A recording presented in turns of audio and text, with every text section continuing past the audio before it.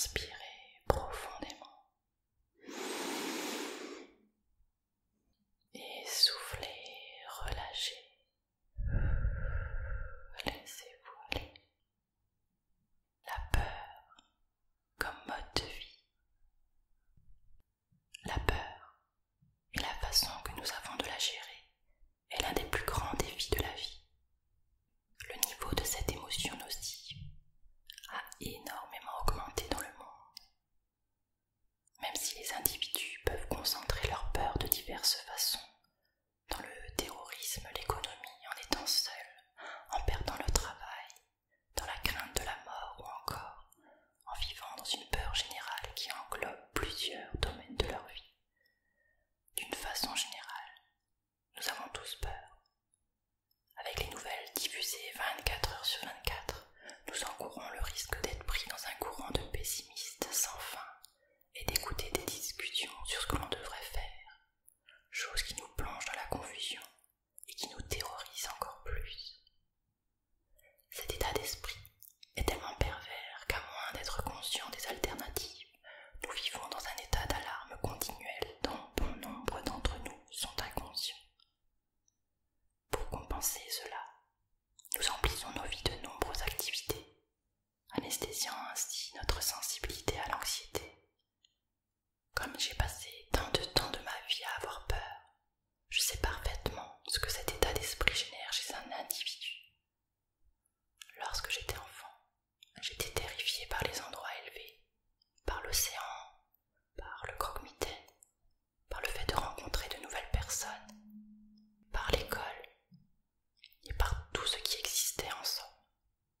J'ai traîné cette émotion jusqu'à l'âge adulte, en essayant de la camoufler le plus possible, en pensant que tant que je ne la montrais pas, elle n'avait pas d'impact. Dans la mesure où je crois qu'on enseigne le mieux ce qu'on a besoin d'apprendre soi-même, mon premier livre, Aimer, c'est laisser ses peurs derrière soi, était vraiment ma thérapie intérieure.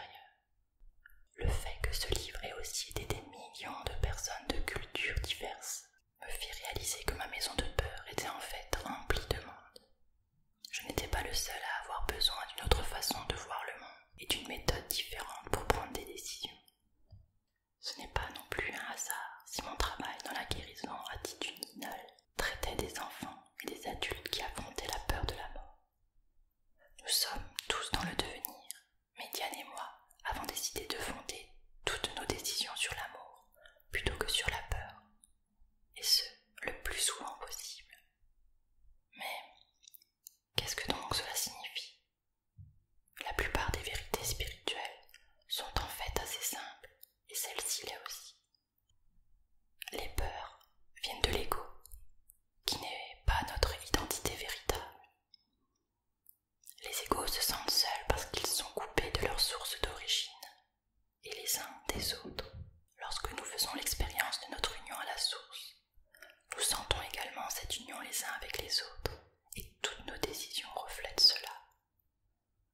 Sans exception, la peur commune sous-jacente à chacun des problèmes que nous rencontrons est le fait d'être séparé de quelqu'un ou de quelque chose.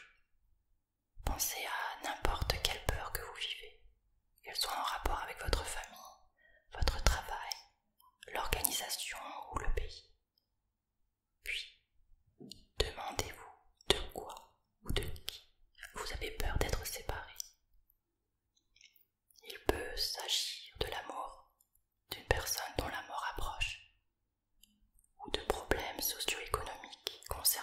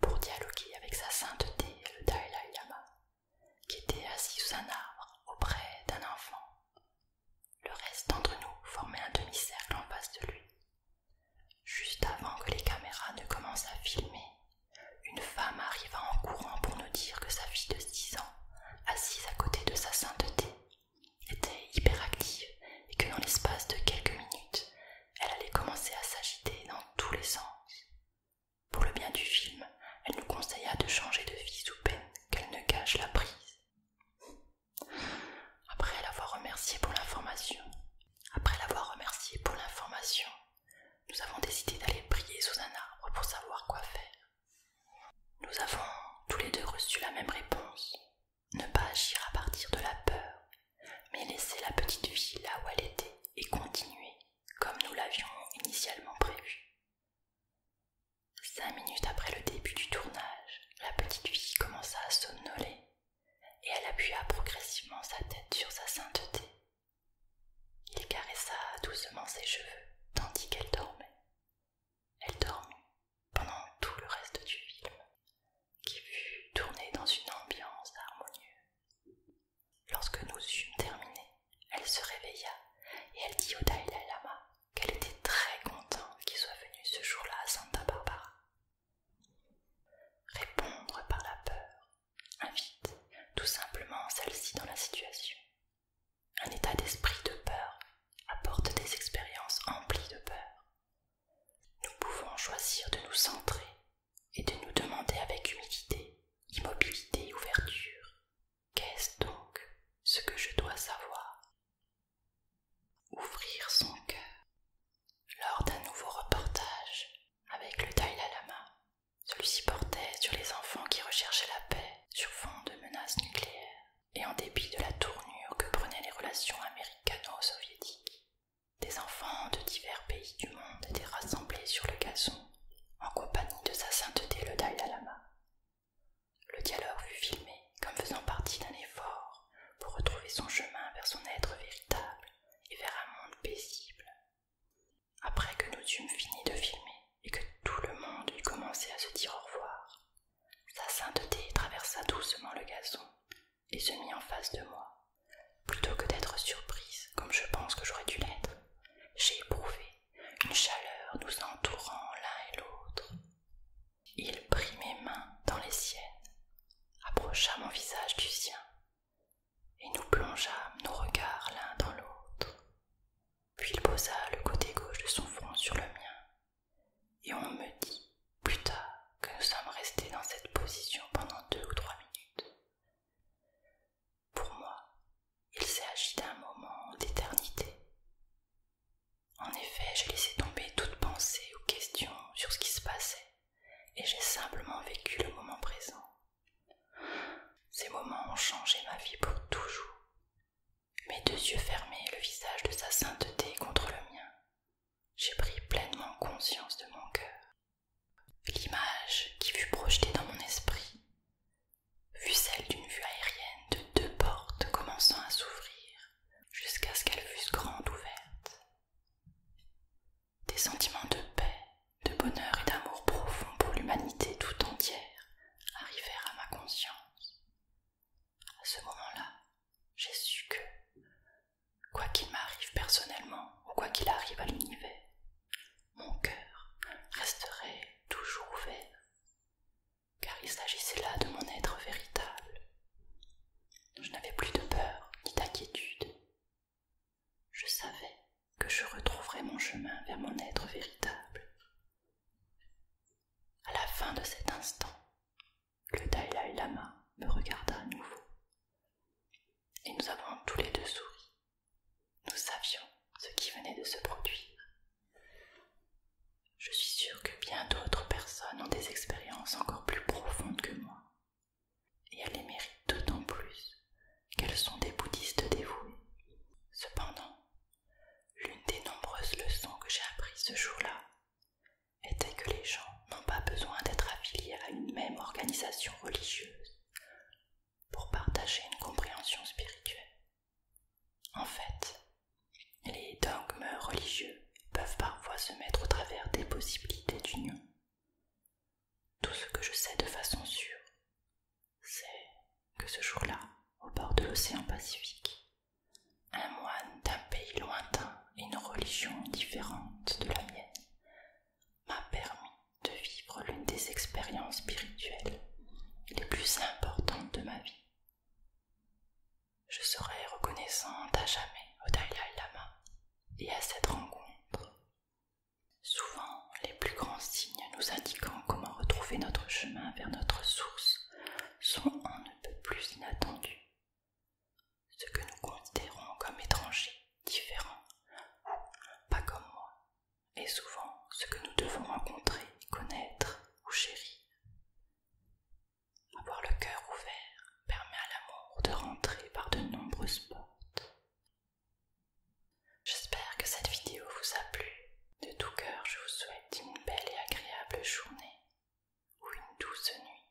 N'hésitez pas à liker et à vous abonner.